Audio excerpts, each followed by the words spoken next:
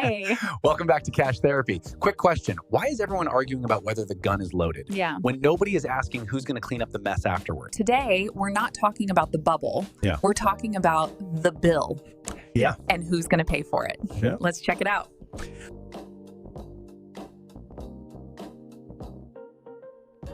Today, we're jumping into a really fascinating stack of sources, looking at, well, one of the biggest questions hanging over the economy right now is this huge AI investment boom. Is it real? A genuine tech revolution? Or is it maybe something more like a financial shell game, just structured differently?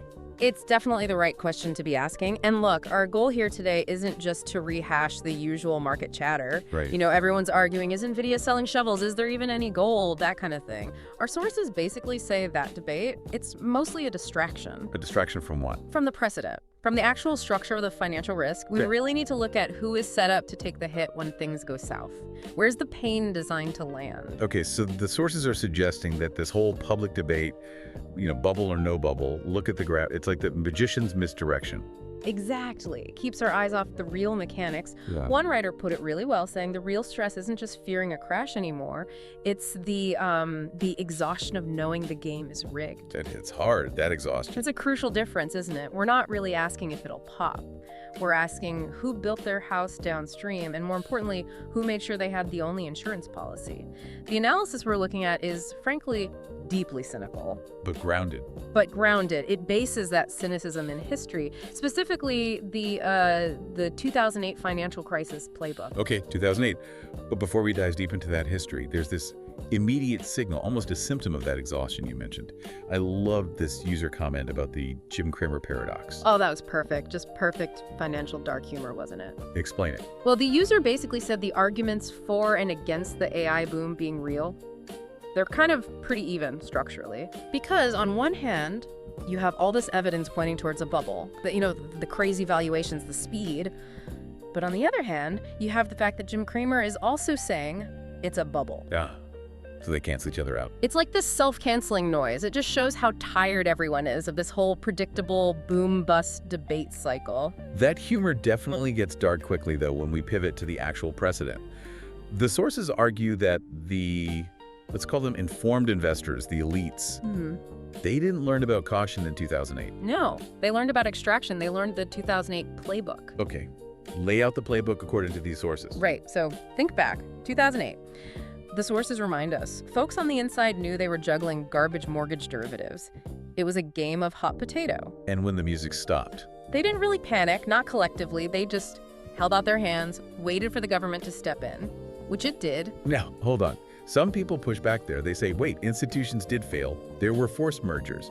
Isn't saying they learned a guaranteed bailout lesson a bit? Yeah. Simplistic? It is an oversimplification, sure. But the sources argue the structural lesson from the elite perspective was crystal clear and, frankly, successful. Which was? Gains are privatized and losses are socialized. Simple as that. Yeah, some parts broke, some players went under. But the overall architecture proves something vital to them. That the government will intervene when the system itself is at risk. Precisely. To stabilize things, which in effect protects the financial class from truly catastrophic personal consequences. You, the taxpayer, essentially became this planet-sized insurance policy. Wow. It allows them to keep gambling, knowing there's a backstop, even if the wider economy tanks. That's a terrifying foundation for how things work now. And the sources are saying this exact dynamic, privatized gains, socialized losses, it's happening again. It's happening again. But, and this is key, they've updated the mechanism. It's not based on traditional debt this time around. Oh, so? Well, in 2008, the leverage was debt, right? Banks, owing banks, that interconnection. Now, the big AI players, the tech giants, they're using a totally different kind of collateral to basically guarantee their own rescue later. What collateral? Our own retirement system. They've essentially woven it into the gamble. Okay, that leads us straight into the argument you hear constantly. This time, it's different. Ah, yes, the classic refrain. We're always told, look, the AI boom is solid. It's not built on shaky debt like 2008. It's funded by big tech's enormous, squeaky clean cash hoard. And this is where the source material gets pretty brutal in its refutation of that cash hoard idea. We have to ask the uncomfortable question. Where did all that cash actually come from? It didn't just magically appear from brilliant product sales alone. Not entirely, no. At least that's the argument here. The sources break down the creation of this war chest, this money now pouring into high-risk AI bets, into two main structural pillars. Okay, pillar one. State support. Think massive tax concessions. Specifically, the big cuts to corporate tax rates over the past decade or so. Right. That move alone saved these huge tech firms billions. Just billions every year. And where did that money go? Not primarily into hiring or building factories, the argument goes. It went into the hoard.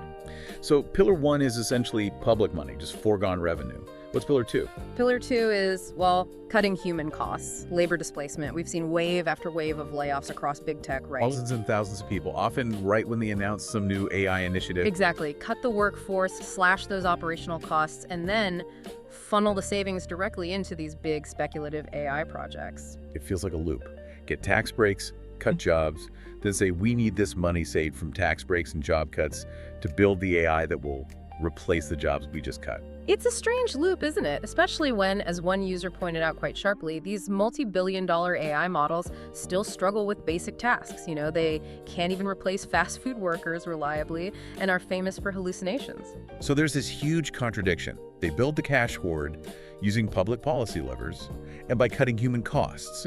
Yet the actual utility of the AI being built with that hoard is still, let's say, evolving.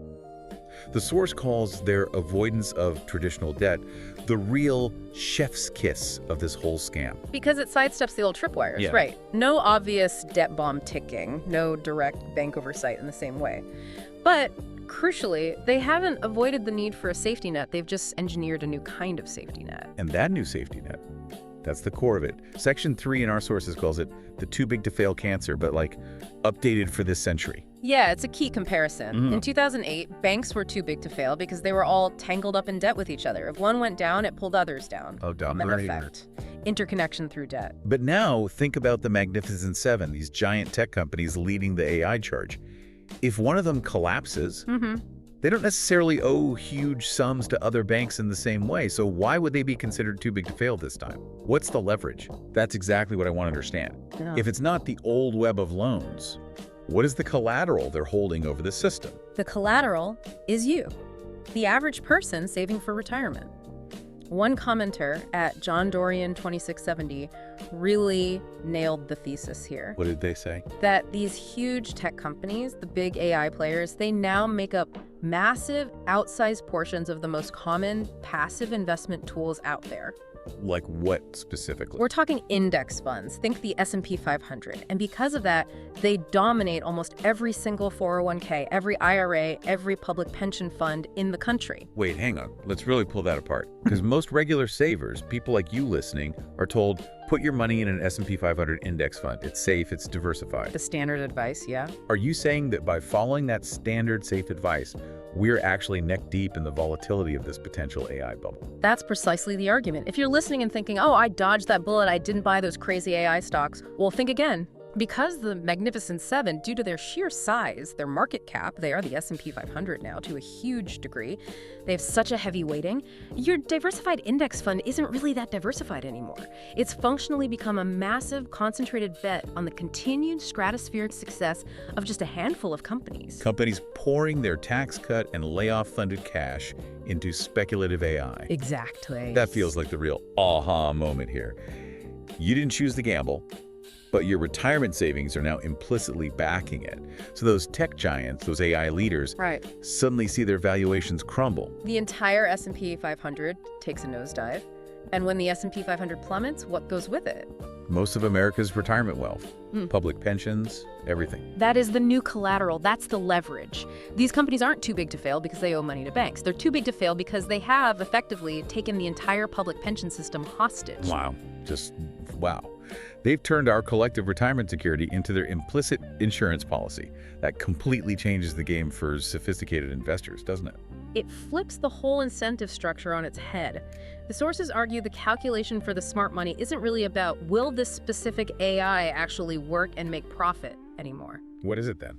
The real game becomes, how big can we pump this valuation before it inevitably pops? And, critically, how do we structure things so that the government acting to protect everyone's 401ks has no choice but to step in and save us when it does pop? So investing stops being about creating value and becomes purely about positioning for the taxpayer-funded rescue after a collapse you helped inflate. That level of cynicism is baked in, according to these sources. They use some really vivid metaphors to get this mindset across, like quoting at Brickingle 3984, who said, "When the music is playing, you have to dance." Meaning, even if you suspect it's a bubble, you can't sit it out, you have to participate, get those returns while they last? Right. But here's the twist from the sources. They aren't dancing because they love the music or because they think the floor is solid oak. They're dancing because they're utterly convinced that when that floor eventually gives way, A safety net appears. a taxpayer-funded trampoline will appear beneath them to catch their fall. That's the implicit guarantee. It removes the real catastrophic downside risk, but only for them. Which leads back to that really provocative conclusion from the sources. This whole setup isn't really an investment strategy in the traditional sense. It's a hostage negotiation. And the hostage is the public's retirement savings, locked up in those passive index funds. And because that hostage, our retirement security is so critical to public stability and policy. The government has to act when it's threatened. The collapse becomes, as at Bogatyr 2473 put it, a kind of financial suicide pact that the public is trapped in, whether they realize it or not. Okay, let's talk about the inevitable rescue itself, because the sources are really insistent on this point. When the pop comes, whatever intervention happens, it absolutely will not be called a bailout. No way. That word is poison now, politically. Too much baggage from 2008. So what will they call it? The source material predicts a whole new glossary of euphemisms. Gentle, reassuring phrases deployed by officials, by the financial news, all designed to sanitize what's happening. Give me some examples. Okay, first up, you'll probably hear emergency market stabilization. Sounds very technical, very necessary, very un-bailout-like. Right, impersonal, necessary. Or they'll lean right into the hostage situation they created. They'll call it protecting America's retirement. Who could argue with that? Hard to argue against protecting retirement. Exactly. Or maybe even grander, framing it as national security, ensuring technological leadership, positioning the rescue as vital to compete with China or whoever, not just propping up stock prices. So whatever soothing name they slap on it, the underlying claim from these sources is just staggering, that this event is being set up to be potentially the largest, most predictable, and most cynical transfer of wealth from the public to the private elite in human history. It's a huge claim. And then there's the final insult, the closing of the loop predicted by at the 13th clam. The informed investors, the ones who rode the wave up, who get caught by the Not-A-Bailout friends, what do they do with that freshly socialized capital? Let me guess, buy low. They immediately gobble up everything they can at fire sale prices, as the market tanks for everyone else. Assets, companies, real estate, everything cheapened by the crash they helped inflate and were then protected from. It completes the cycle. Extract wealth on the way up via tax cuts and using public retirement as collateral, get bailed out, not called a bailout, then use that bailout money to buy up the wreckage cheap. It's presented as this perfect, closed system for concentrating wealth entirely underwritten by the public. Yeah, it's a profoundly unsettling view of how the financial system might be operating beneath the surface noise about AI's potential. It really shifts the focus, doesn't it? Away from, is the AI real, which feels almost secondary. Almost irrelevant to the financial structure, yes. The source argues the hype successfully distracts us while this deeper game plays out. It's a systemic issue, not just a tech one. So the essential takeaway, the thing we really want you, the listener, to consider from this deep dive is this. Maybe stop getting caught up in the "is it a bubble?" debate. That's the distraction. The magician's left hand. Instead, start asking the really fundamental structural question. Who is ultimately set up to pay the bill when this thing corrects or collapses? And based on the analysis we've walked through, the design seems to ensure the answer is consistently. You are. The source material makes the case that our entire system of passive retirement saving, the bedrock of financial security for millions, has now become entangled in a structure that is almost intended to be raided. So the final thought to leave you with is this. If you accept this analysis, even partly, how does understanding this specific vulnerability, the idea that your 401k, your pension plan, functions as collateral for elite risk-taking, How does that change how you think about long-term investment advice? What advice do you trust? It's a sobering question about the very foundations of financial planning today. Absolutely. A truly sobering analysis. We really encourage you to take a closer look at your own retirement holdings. Understand the concentration, understand the structure, understand what collateral you might unknowingly be providing. That was today's topic. That's our function here, to fix minds, not just wallets. Subscribe to Cash Therapy Official. Until next time.